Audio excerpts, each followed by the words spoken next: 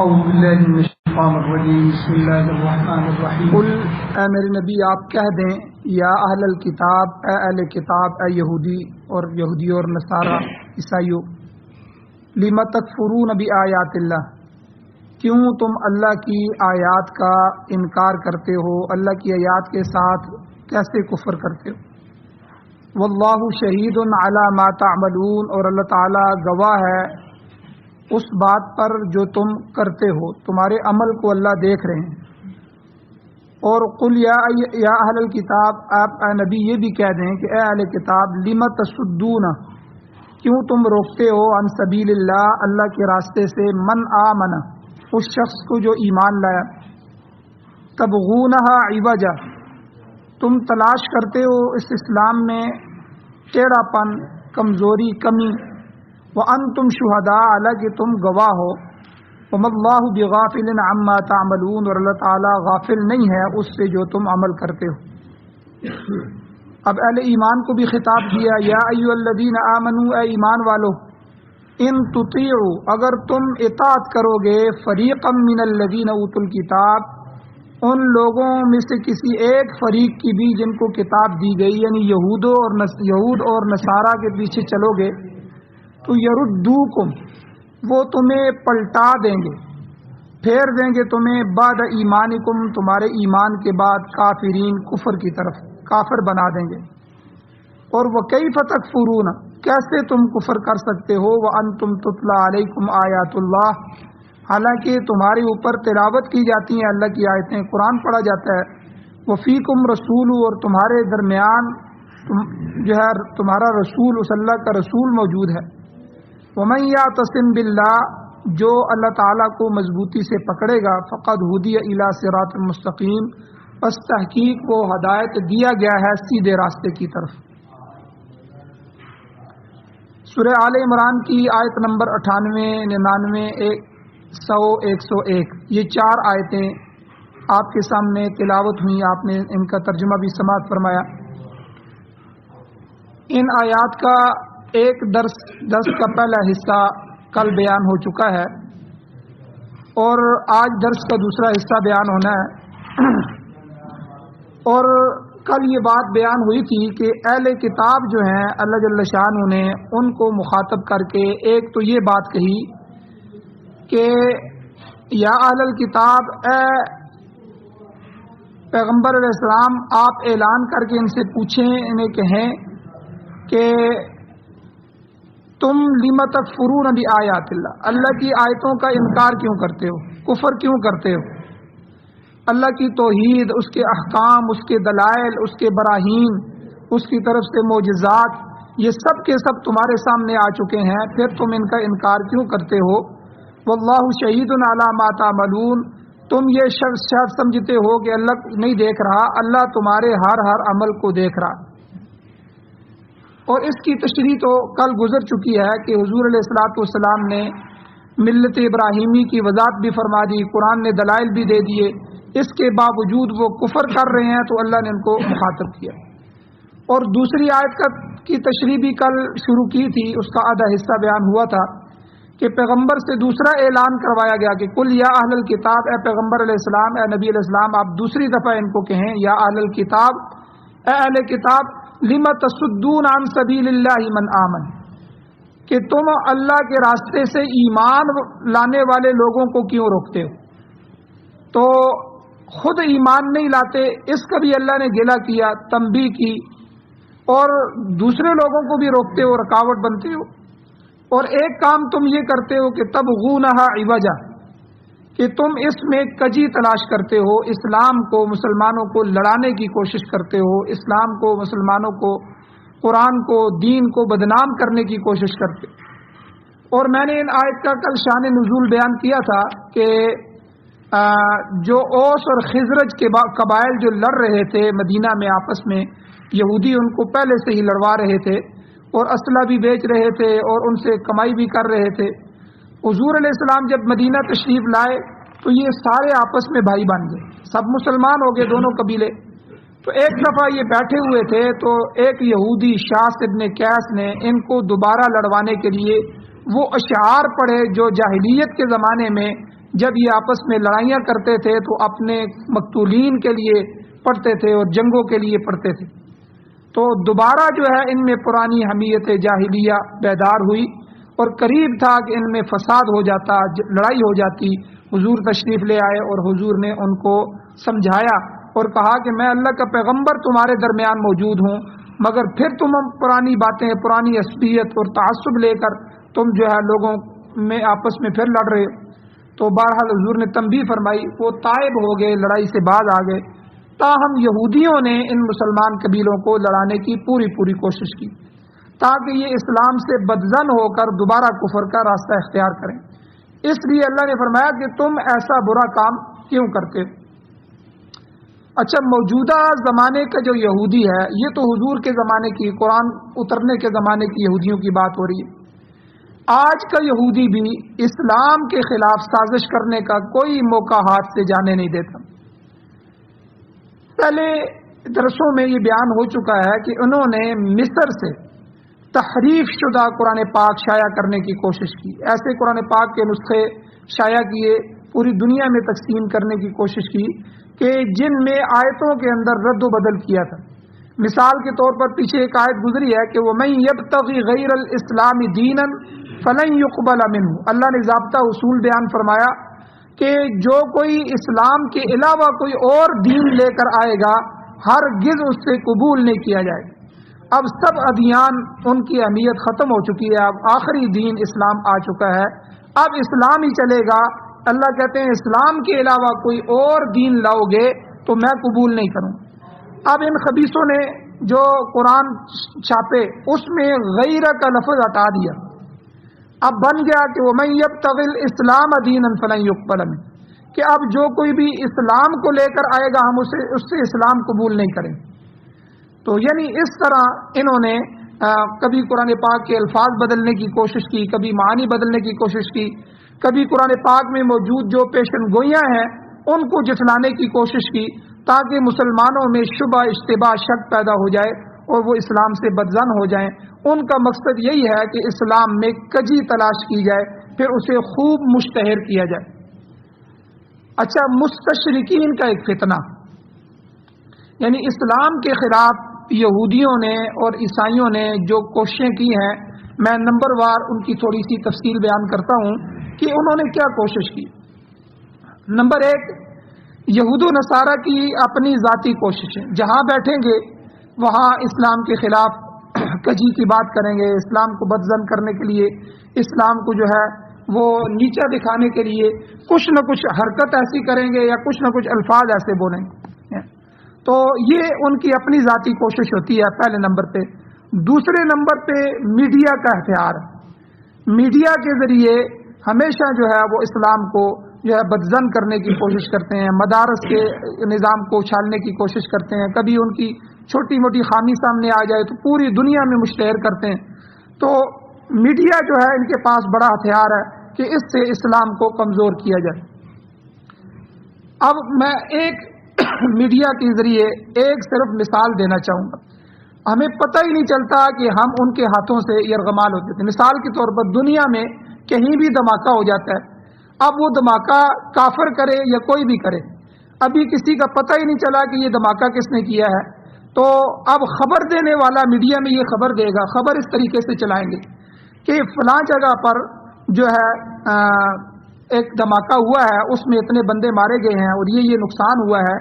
تاہم خدشہ ظاہر کیا جا رہا ہے کہ اس میں دہشت گرد ملوث ہو سکتے ہیں. اب دیکھیں، خبر سننے والا اب پہلے سے ہی انہوں نے پلیٹ فارم بنایا ہوا تھا. دہشت گرد مسلمانوں کو کہتے ہیں، مجاہدین کو کہتے ہیں، طالبان کو کہتے ہیں. جو بھی بندہ قرآن و سنت کو نافذ کرنے کے لیے اٹھے گا اس کو یہ دہشت گرد کہتے ہیں. یعنی ہم جو نظام لا رہے ہیں، جمہوریت کا نظام ہے، ہمارا جو نظام ہے، اس کے مقابلے میں دنیا میں ہم کوئی نظام چلنے نہیں دیں گے. خاص کر کے قرآن اور سنت کا نظام، اسلام کا نظام تو ہم بالکل نہیں چلنے دیں گے. اب جو کوئی آدمی، اب دیکھیں طالبان اٹھے تو انہوں نے ان کو جو ہے کہا کہ یہ دہشت گرد ہیں. اسی طرح جو بھی دعویٰ کرتا ہے کہ ہمیں خلافت لانی چاہیے، قرآن و سنت کا نظام لانا چاہیے، ہمارے ملک ہیں، ہمارے اسلامی ممالک ہیں، یہاں تو قرآن و سنت کا نظام ہونا چاہیے، کہتے ہیں کہ یہ دہشت گرد ہیں. اب پہلے سے میڈیا کے ذریعے بار بار یہ ذہن بنا چکے ہیں. آپ جب خبر چلاتے ہیں تو خبر چلاتے ہی دھماکہ کہاں ہوا ہے، کس بندے نے کیا ہے، یا گیس کا سلنڈر پھٹ گیا، دھماکہ ہو گیا، کچھ بھی ہوا ہے، لیکن بہرحال ساتھ یہ ایک شوشہ چھوڑ دیں گے، خدشہ ظاہر کیا جا رہا ہے کہ اس کے پیچھے دہشت گرد ملوث ہو سکتے ہیں۔ اب فوراً خبر سننے والے کا ذہن چلا جائے گا یہ طالبان نے کیا ہے، یہ مجاہدین، یہ دہشت گردوں نے کیا ہے، ٹھیک ہے۔ پھر فوراً تبصرے شروع ہو جائیں گے، یہ مولوی ایسے ہوتے ہیں، یہ فلاں ایسے ہوتے ہیں، یہ شدت پسند ہے، فلاں فلاں فلاں فلاں، یعنی خبر کہاں کی ہے اور ذہن کیا بنا دیا گیا۔ یہ میڈیا، آپ ذرا خبروں پہ غور کیا کریں تو کس طرح جو ہے یہ اسلام کے خلاف ایک جو ہے سوچے سمجھے منصوبے کے تحت میڈیا کو استعمال کیا جاتا ہے۔ اور تیسرے نمبر پر یہود و نصارہ کا جو بڑا ہتھیار ہے وہ NGOs ہیں، ان کی امدادی کارروائیاں، امداد کرنے والی جو NGOs ان کی ہیں، یہ جو محکمے ہیں، جہاں بھی کوئی زلزلہ ہو جاتا ہے، طوفان ہوتا ہے، یہ NGOs پہنچتی ہیں۔ اچھا، یہ وہاں جا کے جی ہم نے جو ہے مدد امداد کم کرتے ہیں، ہم نے یہاں سکول بنانے ہیں، ہم نے یہاں یہ کرنے ہیں۔ اب سکولوں کے نام پر وہاں اگر دیہاتی ماحول ہے، سادے ماحول ہے، سادے لوگ ہیں، اسلام کا رہن سہن چل رہا ہے، اب وہاں جا کر سکول گویا کہ اپنا اڈا بنا لیا یا کوئی اور چیز ایسی بنا لی، دفتر بنا لیے، اب اس نام پہ وہاں سے عورتوں کو نکالیں گے۔ بھئی آپ جوان بچیاں ہیں، پڑھیں اور آگے جائیں، فیلڈ میں کام کریں، ہم آپ کو کام دیں گے، آپ فیلڈ میں آئیں۔ اب بچوں کے لیے تو بالکل ٹھیک ہے، مرد تو بنا ہی اس لیے ہے کہ معاشرے میں کام کرے، فرسودہ نوجوان، نکما نوجوان تو اسلام کو بھی پسند نہیں ہے، لیکن عورت کا نکلنا، عورت کا کام کاج کرنا، یہ اسلام اس کی بالکل اجازت نہیں دیتا۔ بہت مجبوری میں بیوہ ہو، خاوند ہو، اس کا کوئی کمانے والا نہ ہو تو شرعی شرائط کے ساتھ اس کے لیے اجازت ہے، ورنہ عام عورت کے لیے جو ہے ہر جگہ جا کے کام کرنے کی اجازت نہیں ہے۔ تو عورت کو تو اللہ نے آزاد رکھا ہے، تو بچپن میں والد کے ذمہ ڈال دیا، والد نہیں ہے تو بھائیوں کے ذمہ ڈال دیا، اس کو جو ہے پالو، اور جب شادی ہو جاتی ہے تو خاوند کو کہا ہے کہ اس کے سارے خرچے برداشت کرو۔ خاوند فوت ہو جائے تو اولاد جوان ہوتی ہے، اس کو کہا کہ اپنی والدہ کا خیال رکھو۔ ہر عمر میں اللہ جل شانہ نے عورت کا خود بندوبست فرمایا، تو اسے کمائی کی ضرورت ہی نہیں ہے۔ ہاں، جس کو ضرورت ہوتی ہے، جو انتہائی قسم پرسی میں چلی جاتی ہے، مجبوری میں چلی جاتی ہے، اس کو شرعی شرائط کے ساتھ اللہ نے اتنی اجازت بھی دی ہے۔ تو بہرحال ان کی کوشش ہوتی ہے کہ یہاں کی عورتوں کو نکالا جائے، پھر ان کی دیکھا دیکھی دوسرے لوگ بھی نکلیں گے، یہاں تک کہ بڑے مالدار خاندانوں نے اپنی بچیوں کو پڑھا کے جو ہے وہ جا کر کہاں کہاں بٹھایا ہوا ہے، حالانکہ ان کو ضرورت بھی نہیں ہے۔ اب جب بچی معاشرے میں جائے گی تو ظاہر بات ہے، آپ گھر میں بیٹھے ہوئے ہیں، وہ 10 مردوں کے درمیان کام کر رہی ہے، اب ان کے ساتھ کھیل بھی رہی ہے، ہنس بھی رہی ہے، بیٹھیں گے، باتیں بھی کریں گے۔ تو حضور نے ارشاد فرمایا، حدیث میں آتا ہے کہ جب 2 لڑکا اور لڑکی غیر محرم آپس میں مرد اور عورت بیٹھتے ہیں تو تیسرا ان کے درمیان شیطان بیٹھا ہوتا ہے، یہ حدیث میں حضور نے فرمایا، فوراً ان کے دل میں غلط رخ جو ہے وہ ڈال دے گا، بڑے بڑے عزت دار گھرانے بھی بدنام ہو گئے۔ تو یہ NGOs، اس کے علاوہ بہت سی جو ہے وہ کوشش کرتے ہیں۔ تو تیسرے نمبر پر یہ NGOs کے ذریعے، اور چوتھے نمبر پر امداد کے نام پر، ٹھیک ہے، بڑے بڑے ممالک کو امداد دینے کے نام پر اب ہمیں ہمارے ملک پاکستان کو جو امداد ملتی ہے، امداد کے نام پہ انہوں نے کہا جی آپ شمالی وزیرستان پہ حملہ کریں، ہم اتنی امداد آپ کو دیں گے، آپ جنوبی وزیرستان پہ آپریشن کریں، ہم آپ کو اتنی امداد۔ یہ جنگ ہماری تھی ہی نہیں، اس جنگ کو ہمارے اوپر مسلط کیا گیا اور ہمارے ہاتھوں ہمارے بھائیوں کو قتل کروایا گیا، پھر ان کے ہاتھوں سے ہمارے فوجیوں کو قتل کروایا گیا۔ خون کی وہ ہولی کھیلی گئی کہ جس میں نہ ہماری جنگ تھی، نہ ہمارا کوئی معاملہ تھا، غیروں کی جنگ ہم لڑ رہے تھے تھوڑی سی امداد کی خاطر، جی فوجی امداد آ رہی ہے، پھر جو ہے جب انہوں نے امداد روک دی، پھر ہم نے خبروں میں سنا ہمارے یہ جو حکمران ہے یہ کشکول اٹھا کے جا رہے ہیں، آپ نے ہماری امداد کیوں روک دی، ہمارے جو ہے بقایا جات دیے جائیں۔ تو یعنی امداد کے نام پر جو ہے افراد کو اور ملکوں کو یرغمال بنایا گیا اور اسلام اور مجاہدین کے خلاف استعمال کیا گیا۔ اور 5ویں نمبر پر مشن، عیسائیت کا مشن ہوتا ہے مشنری، ٹھیک ہے نا. تو اس میں ان کی بہت سی چیزیں ہوتی ہے. مشن اسپتال بھی ہوتے ہیں ان کے، مشن سکول بھی ہوتے ہیں، مشنری سکول. تو بہت سے شہروں میں انہوں نے سکول بھی بنائے ہوتے ہیں، اور بہت سے شہروں میں جو اسپتال، جیسے ہمارے ہاں مشن اسپتال ہے، کرسچن اسپتال کو مشن اسپتال بھی کہتے ہیں. مشن کا معنی یہ ہوتا ہے کہ آپ نے عیسائیت کی تبلیغ کرنی ہے. جو کام آپ کر رہے ہیں اس کام کے ساتھ ساتھ آپ نے عیسائیت کی تبلیغ کرنی ہے. تو ان کا یہ ایک مشن ہوتا ہے، اس لیے ان کو مشنری کہتے ہیں. تو ان کے سکولوں میں جو ہمارے بچے، بڑے جو ہے مالدار لوگوں کے بچے مشنری سکولوں میں پڑھتے ہیں، جن کی پڑھائی اچھی ہے، حالانکہ وہ صبح صبح جو ہے یسوع مسیح عیسیٰ علیہ السلام کی وہ اللہ کے بیٹا کہہ کے اور دوسری اپنی عبادت کرتے ہیں، اور اسی طرح بہت سے کام ایسے کرتے ہیں ہمارے بچوں کے ذہن میں وہ بیٹھ جاتے ہیں. تو اسی طرح اس ذریعے بھی اسلام کو بدنام کرنے کی. اور چھٹے نمبر پر اسلام اور نبی علیہ الصلوۃ والسلام کے خلاف کتابیں شائع کرنا. بڑی بڑی کتابیں انہوں نے لکھوائی، اور توہین آمیز مواد شائع کرنا. ایسے مواد کو شائع کیا جائے جس میں ان کی توہین ہو، تاکہ مسلمانوں کے دل مجروح ہوں، اور جو ہے ایسے مواد. اور پھر نبی علیہ السلام کے کارٹون بنانا، نعوذ باللہ نعوذ باللہ. یہ تو پوری دنیا نے دیکھ لیا. ان بدبختوں نے مسلمانوں کو اور اسلام کو کتنا بدنام کرنے کی کوشش کی اور نقصان پہنچایا. تو یہ باقاعدہ ان کی ایک پورا مشن کام کر رہا ہے. اور 7ویں نمبر پر یہ میں نے نام لیا تھا مستشرقین کا فتنہ. مستشرقین کہتے ہیں کہ جو مغرب کے پروفیسر، مغرب کے پڑھے لکھے لوگ جو ہیں، وہ یہاں علوم شرقیہ، مشرق کا علم حاصل کرتے ہیں. ہمارے طرف جو اسلام ہے، دین ہے، ان علوم پر وہ مہارت حاصل کرتے ہیں، عبور حاصل کرتے ہیں. پھر قرآن اور حدیث کی تفسیر اور تشریح خود کرتے ہیں. اچھا، خود کرنے کے بعد اس میں نہایت ہوشیاری کے ساتھ باطل اور غلط نظریات اس میں داخل کر دیتے ہیں، تاکہ لوگوں میں وہ پہنچیں اور لوگ اسلام سے بیزار ہو جائیں. اب انہی میں بہت سے فتنے ہمارے ہاں بھی ہوئے. ہر ملک میں یہ مستشرقین کا فتنہ ہے. یعنی یہ علماء سے دین حاصل نہیں کرتے، ان کا استاد کوئی عالم نہیں ہوگا، بلکہ انہوں نے کسی پروفیسر سے یا اپنے ذاتی مطالعے سے جو ہے وہ دین کو حاصل کیا ہوگا. پھر اس میں جو ہے وہ دین کے اندر خرابیاں پیدا کرتے ہیں. جیسے نمبر 1 مودودیت. مودودی جو ہے، اب اس کا کوئی باقاعدہ اسلامی اور دینی استاد نہیں تھے، اور انہوں نے اپنے آپ جو ہے وہ مطالعہ کیا، اور مطالعہ کرتے کرتے ایسی غلطیاں کر دیں حتیٰ کہ صحابہ اکرام کے فیصلے بھی شروع کر دیے. تو حضرت اماں عائشہ صدیقہ کے بارے میں بھی غلط رماز دیے انہوں نے، اور اس کے علاوہ کئی صحابہ کے بارے میں بھی انہوں نے غلط فیصلے کیے، اور ان کے بارے میں غلط جو ہے نظریات کو پیش کیا. تو یعنی گمراہ ہو گئے. اسی طرح پرویزیت ہے، جماعت المسلمین والے، تو انہوں نے حدیث کا ہی انکار کر دیا، منکرین حدیث بن گئے. کہا جی حدیث جو ہے یہ تو ہمیں ضرورت ہی نہیں ہے، ہمارے لیے تو قرآن کافی ہے. حالانکہ یاد رکھیں قرآن میں اصول ہیں اور حدیث میں اس کی تشریح ہے، حدیث بیان ہے قرآن کا. تو بغیر حدیث کے ہم قرآن کو نہیں سمجھ سکتے.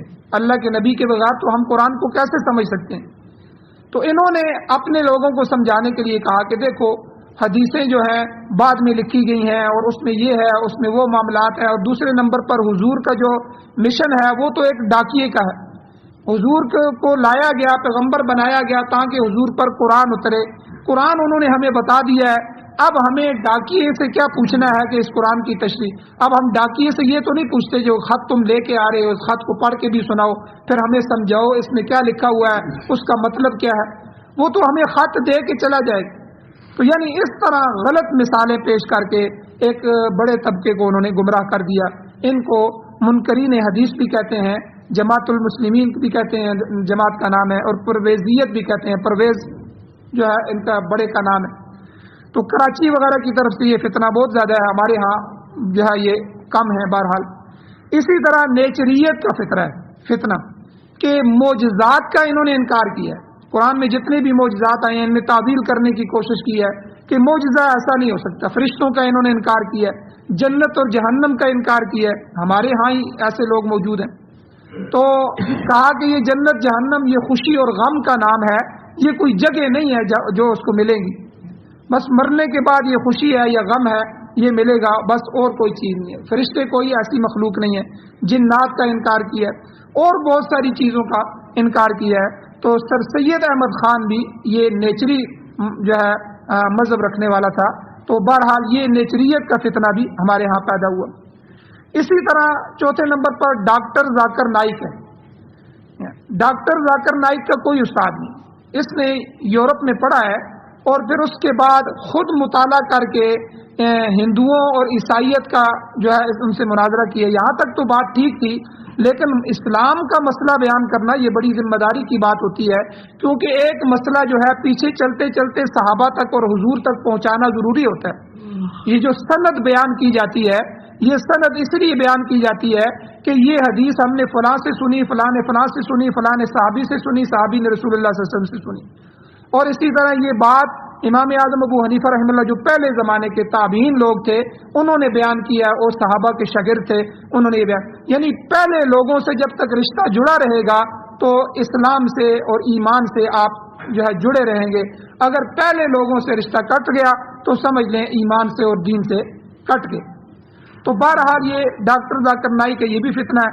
ایک فتنہ 5ویں نمبر پر فرت ہاشمی، یہ ایک عورت ہے، اس نے گلاسکو یونیورسٹی یعنی یورپ کی یہ یونیورسٹی ہے، وہاں سے اسلامیات پڑھی۔ آپ اندازہ لگائیں، یعنی یہودی اور عیسائی جو پروفیسر ہیں ان سے اسلامیات پڑھی، اسلام پڑھا ہے۔ پڑھنے کے بعد جو ہے یہ پاکستان میں باقاعدہ ان کے الہدا کے نام سے بہت سے جو ہیں وہ مدرسے بھی کام کر رہے ہیں، تو ان میں بڑی بھاری فیسیں بھی لیتے ہیں، اور اس کے ساتھ ساتھ بچوں کے اندر جو ہے بہت سے ایسے نظریات ڈال دیتے ہیں جو اسلام کے مخالف نظریات۔ اور اسی طرح ایک فتنہ ہے وہ رافضیت کا ہے، شیعت کا فتنہ۔ ان کی بنیاد ہی صحابہ سے دور ہونے کی۔ یاد رکھیں ہمارے اسلام کی بنیاد صحابہ ہے، اگر صحابہ کو نکال دیا جائے تو پیچھے دین ہی نہیں بچتا۔ صحابہ نے ہمیں بتایا ہے کہ حضور پر کون سا قرآن اترا ہے، صحابہ نے قرآن کو لکھا ہے، صحابہ نے حضور کی حدیثیں محفوظ کی ہیں۔ آخری راوی صحابی ہوتا ہے کہ میں نے حضور کو یہ کہتے ہوئے سنا، میں نے حضور کو یہ کرتے ہوئے دیکھا، میں نے حضور کو یہ فرماتے ہوئے دیکھا، یعنی یہ ساری بات جو بیان کرتے ہیں حدیث، یہ صحابی بیان کرتے ہیں۔ اب امت کا رشتہ اگر صحابہ سے کمزور کر دیا جائے یا صحابہ سے کاٹ دیا جائے یا صحابہ کے خلاف بدظن کر دیا جائے تو سمجھ لیں پورا دین دھڑام سے گر جاتا ہے، یہ پوری عمارت جو ہے گر جاتی ہے، کیونکہ بنیاد نیچے سے ہٹا دی گئی۔ تو شیعت کی جو بنیاد ہے یہ بنیاد ہی اسی پہ ہے کہ نعوذ باللہ ان کا یہ عقیدہ ہے کہ 3 یا 4 صحابہ کے علاوہ باقی سارے صحابہ نعوذ باللہ حضور کے بعد مرتد ہو گئے تھے، کافر ہو گئے تھے۔ اور حضرت ابو بکر و عمر رضی اللہ تعالیٰ عنہما کے بارے میں یہ عقیدہ ہے کہ یہ لوگ غاصب ہیں، یہ حضور کے ساتھ ملے ہی اس لیے تھے تاکہ ہمیں بعد میں حکومتیں ملیں۔ حالانکہ اگر ان کی زندگی کو دیکھا جائے انہوں نے تو غربت میں حکومت سے کیا فائدہ اٹھایا، انہوں نے تو بلکہ اپنا سب کچھ حکومت کو دے دیا، بیت المال میں جمع کروا دیا۔ تو لیکن بہرحال اس طرح کے اور غلط عقائد کی بنیاد پر شیعہ جو ہے یہ فرقہ وجود میں لایا گیا۔ ان کا بنیادی مسئلہ ہی صحابہ کے خلاف ہے کہ صحابہ پر لعن طعن کرنا، صحابہ پر تبرہ کرنا، صحابہ کے خلاف جو ہے بکواسات کرنا، تو ہر ذاکر ان کا جو ہے اسی کام میں لگا ہوا۔ تو بہرحال یہ ایک فتنہ بھی یہ پیدا کیا گیا اور اس کو پروان چڑھایا گیا اور بے شمار لوگوں کو کفر میں داخل کر دیا گیا۔ اسی طرح ایک بڑا فتنہ جو ہمارے سامنے آیا ہے وہ ایک فتنہ جاوید احمد غامدی کا ہے، غامدی گروہ۔ یعنی ان کا کام یہ ہے کہ بھائی جو پرانے مسائل ہیں ان کو جدید کیا جائے۔ سود ہے، سود کو اب حلال کرنے کی کوشش کی جائے۔ وہ اس وقت غربت ہوتی تھی حضور کے زمانے میں، اس لیے سود جو ہے وہ لوگوں کو مار داڑ کرنا، سود کھلانا کھلانا۔ اب تو بڑے بڑے سود آ گئے ہیں، اب تو فیکٹریاں قرضے لیتی ہیں اور اربوں روپے کے قرضے ہوتے ہیں، اب تو وہ معاملہ نہیں ہے غربت والا۔ یعنی اس طرح کے فلسفے پیش کر کے اسلام کے وہ ناجائز جو اسلام نے ناجائز اور حرام کام کیے ہیں، قرار دیے ہیں، ان کاموں کو کسی طرح جو ہے وہ حلال کرنے کی کوشش کی جائے۔ اور اسی طرح بہت سے ایسے امور جو حلال ہیں ان کے اندر دوبارہ سے جو ہے ریسائکلنگ کر کے ان کو دوبارہ سے جو ہے اس میں کچھ اور راستے نکالے جائیں۔ تحقیق کے نام پہ جی ہم تحقیق کر رہے ہیں، اور تحقیق کے نام پہ اسلام کا حلیہ بگاڑنے کی کوشش کی جا رہی. تو یہ غامدیت کا فتنہ بھی یہ یہودیت کی طرف سے ہے. اور اسی طرح ایک بڑا فتنہ جس کے اوپر پوری امت نے اس کا مقابلہ کیا ہے، قادیانیت کا فتنہ. قادیانی یہ اتنا بڑا فتنہ ہے، ابھی پوری دنیا میں 1 کروڑ کے قریب قادیانی ہیں. آپ اندازہ لگائیں 1 کروڑ. اور ان کا دعویٰ کیا ہے کہ حضور علیہ الصلوۃ والسلام کے بعد ایک نبی اور بھی آیا ہے جس کا نام مرزا قادیانی ہے. اور پھر اس کے نام پہ انہوں نے پوری دنیا میں اتنے علماء اس کے مقابلے میں لگے ہیں. اتنا مضبوط یہ فتنہ پیدا کیا گیا. یہ انگریز کا فتنہ تھا. جب انگریز ہندوستان میں آیا تھا بر صغیر میں، تو اس وقت اس نے جہاں بہت سے فتنے پیدا کیے، اس میں ایک فتنہ مرزا قادیانی کو جو ہے وہ نبی بنانے کا تھا. تو نبی بنا کے ایک تو اس سے جہاد کو حرام کروا دیا کہ چونکہ مسلمان ابھر رہے تھے انگریز کے خلاف جہاد کرنے کے لیے، تو اس سے یہ فتویٰ دلایا کہ اب انگریز کے خلاف جہاد حرام ہے، یہ ایک گورنمنٹ ہے اور گورنمنٹ کے خلاف لڑنا یہ اسلام میں جائز نہیں ہے. اس طرح کے یعنی مسائل بنا کے ان کو پیش کر کے اور پھر آخر اس نے نبوت کا دعویٰ کیا. بے شمار لوگ اس کے چنگل میں پھنسے، اور آج بھی یہ لڑکیاں پیش کر کے، پیسے دے کے، نوکریوں کا جھانسا دے کے جو ہے کتنے ہی لوگوں کو قادیانی بناتے ہیں. ہمارے یہ چک مظفر آباد محلے میں پہلی دفعہ مجھے کسی آدمی نے بتایا کہ جب ووٹوں کی لسٹ آئی تو اس میں 6-7 آدمی مرزئی تھے. آپ اندازہ لگائیں، ہمیں پتہ ہی نہیں ہے. ان میں سے کئی باہر جا چکے ہیں. اب ان کو اسی طرح نیٹ کے اوپر یا کسی طرح ان سے رابطہ ہو جاتا ہے، وہ ان کو لالچ دیتے ہیں، ہم آپ کو برطانیہ میں اور یورپ میں نوکری دیتے ہیں، آپ مرزئی ہو جائیں. وہ مرزئی ہو جاتے ہیں. تو یعنی یہاں کی میں بات کس طرح یہ مرزیت کام کر رہی ہے اور یہ فتنے کام کر رہے ہیں. حالانکہ ایک عام سادے سے مسلمان کو بھی پتہ ہے کہ حضور علیہ الصلوۃ والسلام آخری نبی ہیں اور حضور کے بعد اب قیامت تک کسی نبی نے نہیں آنا. یہ ہمارا مستقل عقیدہ ہے، مستقل بنیادوں پہ اس پر ہمارا نظریہ ہے، اور یہ ضروریات دین میں سے عقائد میں سے ہے، اور اس کا جو ہے انکار کرنے والا تو کافر ہو جاتا ہے. اور آج تک مرزیت نے عجیب باتیں ہیں کہ مرزیت جتنے جو ہے قادیانی جو پاکستان میں دفن ہیں وہ امانتاً دفن ہیں. وہ کہتے ہیں ہم یہ انتظار کر رہے ہیں، ان کے عقیدے میں یہ بات لکھی ہوئی ہے، ایک دن پاکستان ٹوٹے گا، یہ پاکستان دنیا کی ہستی سے مٹے گا. آج تک انہوں نے پاکستان کو تسلیم نہیں کیا، اور ہماری حکومتیں کیا کر رہی ہیں؟ مرزیت کو آگے لا رہی ہیں. تو ان کا یہ ہے کہ جس دن پاکستان ٹوٹ جائے گا ہم اپنے مردوں کو قبروں سے لے کر قادیان میں لے کر جائیں گے. یہ انڈیا کے اندر قادیان ہے، تو جو ہے وہاں لے جا کر دفن کریں. اور اس کے علاوہ ہمارے حساس ترین اداروں کے سامنے جو زمینیں ہیں وہ مرزائیوں کو لے کر دی جا رہی ہیں. خوشاب میں جو ہمارا ایٹمی پاور پلانٹ ہے اس کے ارد گرد کی زمینیں جو ہے سینکڑوں ایکڑ زمینیں جو ہیں جو وہ قادیانیوں کو لے کر دی گئی. گوادر میں ابھی یہ 2 مہینے پہلے ہزاروں سینکڑ جو ہے وہ سینکڑوں ایکڑ زمین جو ہے وہ مرزائیوں کے نام کی گئی ہے.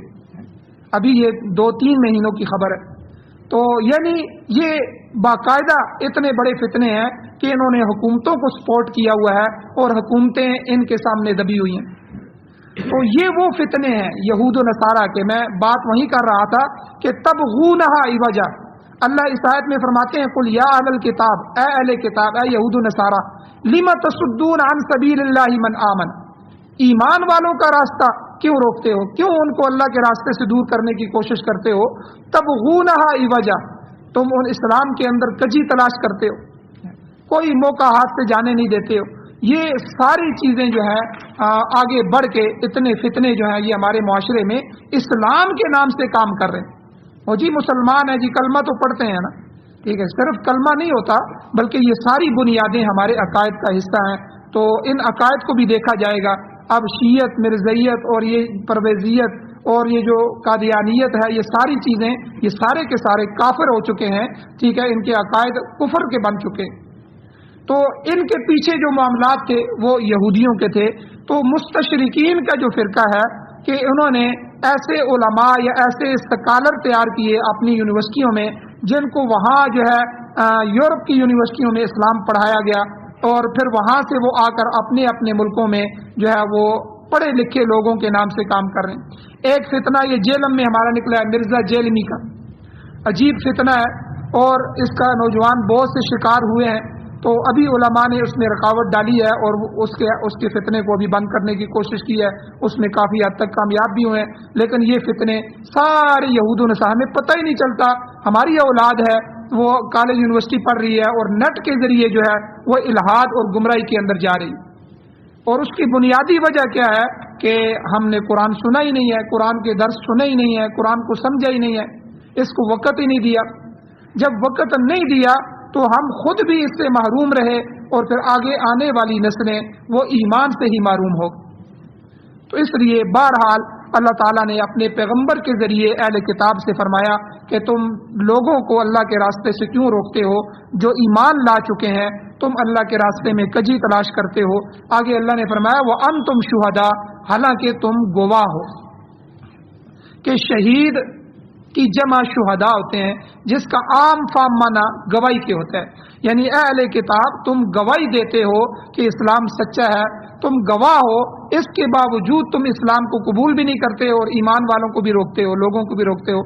یہاں ایک سوال پیدا ہوتا ہے، امام ابو بکر جساس رحمہ اللہ یہ مفسر قرآن ہیں، انہوں نے کہا کہ یہ سوال پیدا ہوتا ہے کہ اہل کتاب کی گواہی مسلمان پر معتبر نہیں، کافر کی گواہی، جبکہ گواہی کے لیے 2 مسلمان ہونا ضروری ہے یا ایک مسلمان مرد اور 2 عورتیں ہونا ضروری ہیں، یہ قرآن پاک میں بھی آیا۔